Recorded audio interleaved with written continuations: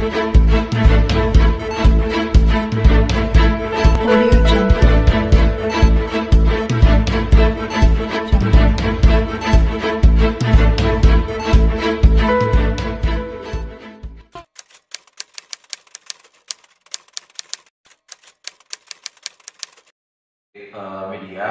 untuk menjelaskan bahwa saat ini terkait tentang kasus yang sudah pernah viral sebelumnya tentang kehilangan deposito Bapak Hendrik dengan Bapak Hempotek, dan kemudian ada Bapak Idris Manggabrani.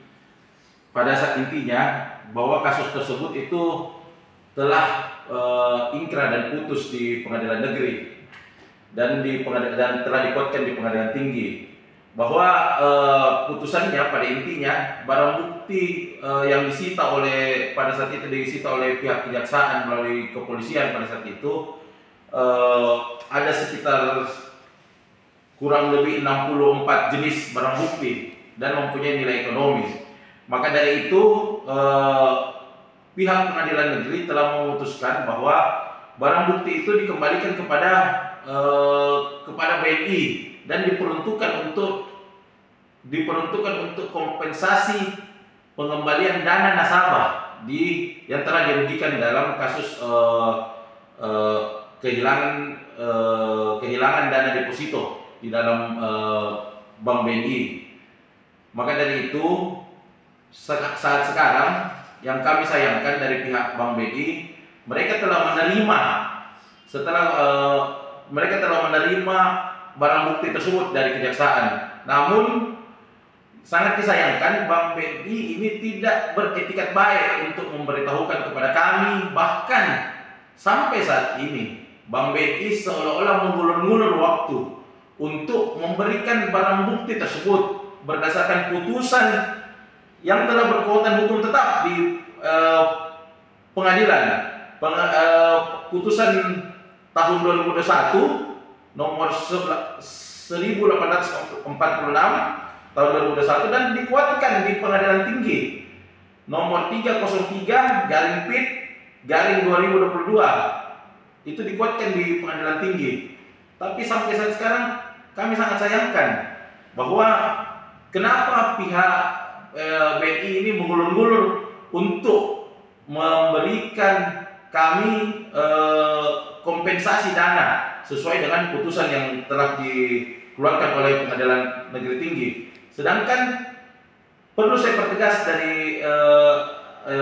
dalam konferensi pers ini bahwa kerugian kami juga itu adalah sebesar 16.250 juta. Itu kerugian dari Bapak Hendrik dan Bapak Hempotek yang telah almarhum, yang sekarang diwakili oleh anak-anaknya atau ahli warisnya. Tapi apakah sudah pernah menghubungi pihak BNI untuk melakukan pengambilan barang bukti tersebut? Kami telah melakukan menyurati BNI. Pada awalnya itu kami menyurati BNI terkait mempertanyakan tentang barang bukti tersebut. Dan kami sangat terkejut, ternyata barang bukti itu telah diterima dari BNI itu sekitar 3 bulan sebelum kami surati. Tapi pihak BNI tidak pernah mengkonfirmasi kepada kami bahwa barang bukti itu telah dia terima. Apakah setelah Bapak somasi itu, apakah ada tanggapan dari pihak BNI? Tanggapan dari pihak BNI karena kami pada saat itu Kanwil yang di sini yang berkoordinasi akhirnya kepada kami setelah kami menyurati, kita bertemu bahwa mereka lagi meminta petunjuk dari BNI pusat. Sekarang sampai saat ini tidak ada kejelasan, belum ada kejelasan kapan BNI akan menyerahkan barang bukti tersebut, akan menyerahkan sesuai dengan putusan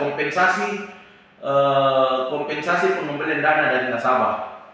Nah, tadi kan Bapak bilang ada putusan banding. Apakah pihak BNI ada upaya kasasi?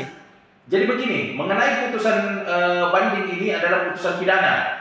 Putusan di mana BNI melaporkan karyawannya, BNI yang melaporkan karyawan, dan kami adalah sebagai korban dari putusan tersebut. Jadi laporan dari BNI dan putusan yang telah dikeluarkan ini adalah satu produk sebenarnya. Adalah satu produk karena BNI yang melakukan pelaporan. Ini bentuk dari katanya pertanggungjawaban dari BNI, tapi tidak diselesaikan oleh pihak BNI. Mana mereka sekarang ini yang kami harus tahu, mereka sekarang menguasai barang bukti tersebut. Yang kalau kita mau taksasi barang bukti tersebut itu jumlahnya miliaran. Karena ada 1 unit ruko, ada beberapa tanah, ada beberapa uang dolar dan emas batangan itu dikuasai sekarang oleh BNI. Telah diserahkan dari kejaksaan ke BNI.